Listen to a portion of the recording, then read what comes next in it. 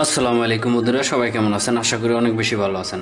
2024 সাল শেষ হয়ে 25 সালের প্রথম দিক দিয়ে এখনও যারা ব্যাটারি বুস্ট হেলথ রিপেয়ার করতে পারে না তাদের জন্য এই ভিডিওটি। আমরা সম্পূর্ণ স্টেপ দেখাবো কোথায় কোথায় এরর আসার কারণে আপনার ফোনটি সম্পূর্ণ কাজটি সম্পূর্ণ করতে পারেনি, সেটাই আজকে আপনাদেরকে দেখাবো। iOS 18.2 যে ভার্সনে আছে এটার ভিতরে কি কি সমস্যা আছে, কেন হয় না, এটাই দেখাবো। এই যে দেখেন, এটার ভিতরে 78% ব্যাটারি দেখাচ্ছে হেলথ। তো এটা আমরা 98 করব আর কি। এটা ফোনটি বিক্রির উদ্দেশ্যে আর কি কাজটা করব, তার জন্য মোটামুটি ভালো মতো আর কি কাজটা করতে হবে। তো এখানে আমাদের যে সেটি যে ট্যাগ অন ফ্ল্যাক্স আছে, তারপরে একটা ব্যাটারি সেল নেব, কারণ শুধুমাত্র বুস্ট করে দিলেই কাজটা হয়ে যায়। তারপরে আমরা চেষ্টা করব যে কাজটা সুন্দর মতো সফলভাবে যেন হয় আর ব্যাটারিটা যেন ভালো একটা পারফরমেন্স দেয় তার জন্য। তো আমরা ফোনটারে সুইচ অফ করে নিলাম। আর স্ক্রু খোলার সময় অনেকেই একটা ভুল করে থাকে যে এটা ক্লিন করে নেয় না। আমি এটা আগে ক্লিন করা ছিল, তার জন্য আর আমি দ্বিতীয়বার করে নেই। এই স্ক্রু দুইটা খোলার সময় অবশ্যই আগে ক্লিন করে নেবেন, কেননা এনে অনেক কিছু ঢুকে থাকে। তার জন্য স্ক্রু যখন খুলতে যান তখন প্যাচ দেওয়ার সাথে সাথে গ্রুপগুলো কেটে যায় আর এই স্ক্রুটা খুলতে চায় না। শুধু একটাই কারণ, অন্য কোনো কারণে এই সমস্যাটা হয় না। তো আপনারা যদি চেষ্টা করবেন যে আগে ওই নিচের যে স্ক্রু দুইটা থাকে ওই দুইটার আগে একটু ভালো মতো ক্লিন করে নেবেন। তো যাই হোক, আমরা এলসিডির যে গামগুলো আছে, তারপর বডির ভিতরে যে গামগুলো আগে ওয়াটার রেজিস্ট্যান্স যেগুলো ছিল ওগুলো আমরা উঠাই নেব, রিমুভ করে নেব। কাজটা অবশ্যই একটু সুন্দর করার চেষ্টা করতেছি, আর আপনারাও সেম একই কাজ করবেন। যেহেতু কাজ করবেন সুন্দরভাবে, কাজটা করার চেষ্টা করবেন, এটাই একটা রিকোয়েস্ট।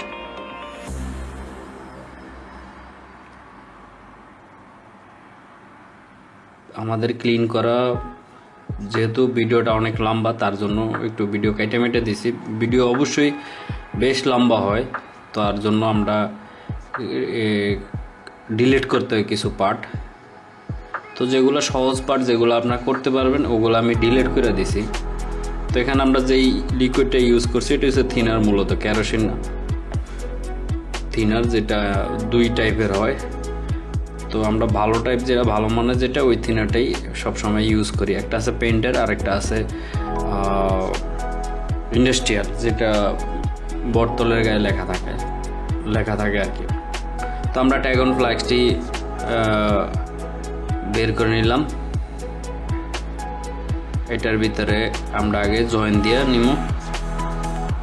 এটা একটু বিএমএস বোর্ডটা কেবলটার একটু ব্যান্ড করে নিতে হয়।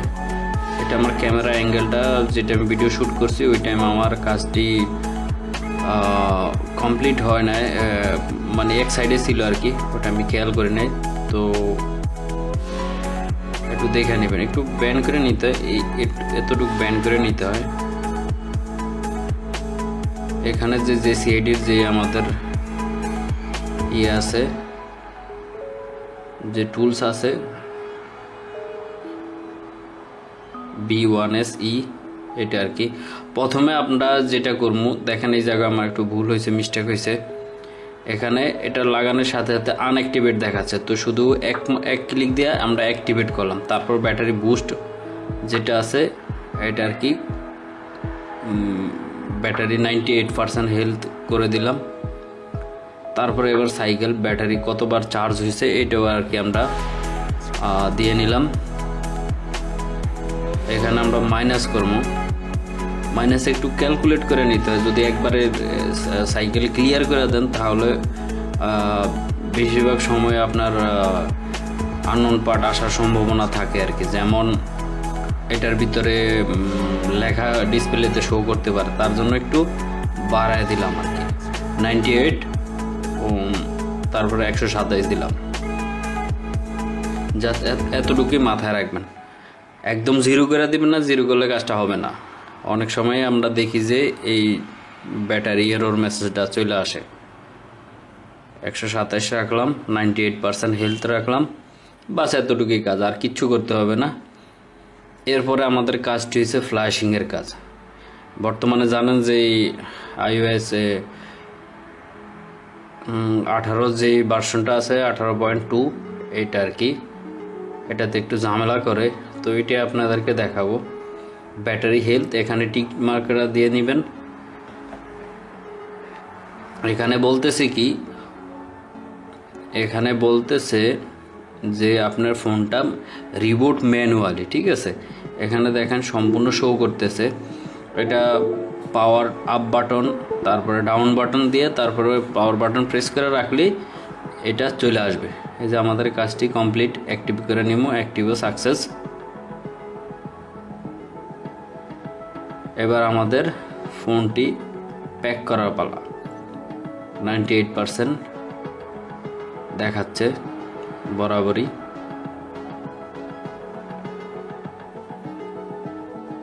এটা পুরানো ব্যাটারি আমরা লাগাই কাজটা করে নিলাম, কেননা পরবর্তীতে যে ঝামেলা না করে তার জন্য।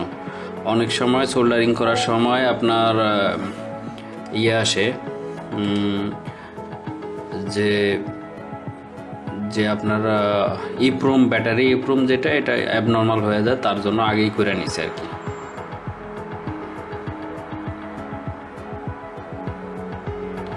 ইপ্রোম যে পরবর্তীতে ঝামেলা না করে।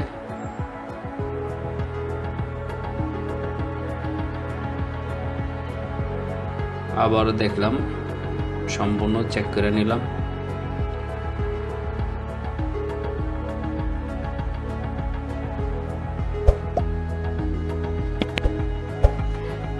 এবার আমরা যে নতুন ব্যাটারিটা আছে ওই নতুন ব্যাটারি সেল শুধুমাত্র এটার সোল্ডারিং করে নেব।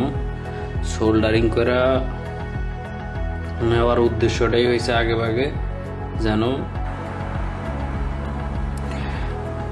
যেমন পরবর্তীতে ঝামেলা না হয়, তার জন্য হালকা হালকা একটু সোল্ডারিং করে নেব। লো টেম্পারেচার যেই বিজিএ ফ্ল্যাক্সগুলো আছে, সোল্ডারিং ফ্ল্যাক্স, ওগুলো দিয়ে বা সোল্ডারিং করে দেবো। আমার কাছে সোল্ডারিং স্পার্ক ওয়েল্ডিং আছে, কিন্তু আমাদের সবচেয়ে ভালো লাগে ওইটা করলে বোর্ডের বিএমএস যে ব্যাটারি ম্যানেজমেন্ট বোর্ড, এটা একটু ঝামেলা করে আর কি। তার জন্য আবার কিছুদিন পরে এটা ডিসকানেক্টও হয়ে যায়। আমি বেশ কিছু কাজে এরকম পাইছি, তার জন্য আর কি। তো তার জন্য আপনারা সোল্ডারিং করে দেবেন, তবে অবশ্যই সাবধানের সাথে কাজ করবেন, কেননা এটার সেম নিচে সোল্ডারিং করবেন যে জায়গায়, ওই জায়গার ভিতরে একটা ছোট্ট একটা আইসি দেওয়া আছে প্রোগ্রামিং করা, ওই আইসিটা ঝামেলা করে।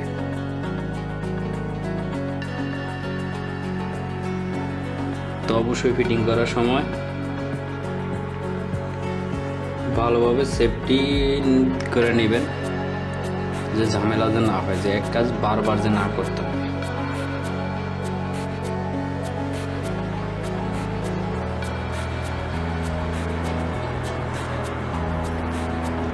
এখন আমরা যে ওয়াটারপ্রুফ যেটা আছে ওইটা আর কি লাগাই নেব।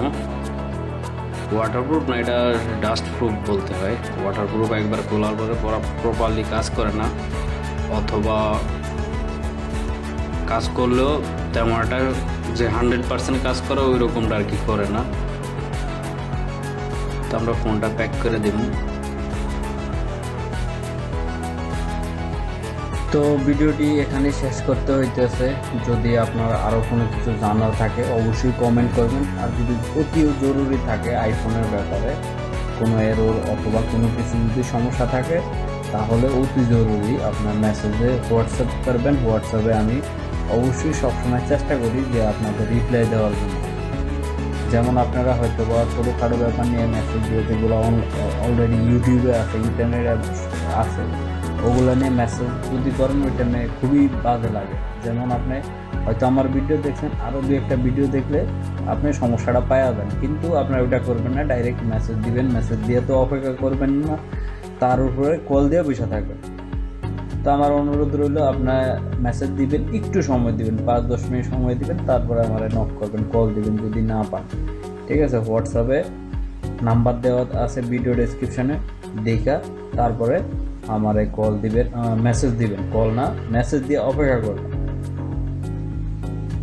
আর যদি ভিডিওটি বেশি ভালো লাগে অবশ্যই একটা লাইক করবেন, চ্যানেলটি সাবস্ক্রাইব করবেন। আর নিয়মিত ভিডিও পেতে সাথে সাথে দেখার জন্য আমাদের বেল বাটনটিও প্রেস করে দিবেন। ধন্যবাদ এতক্ষণ সাথে থেকে যে আমার বকবক শোনার জন্য।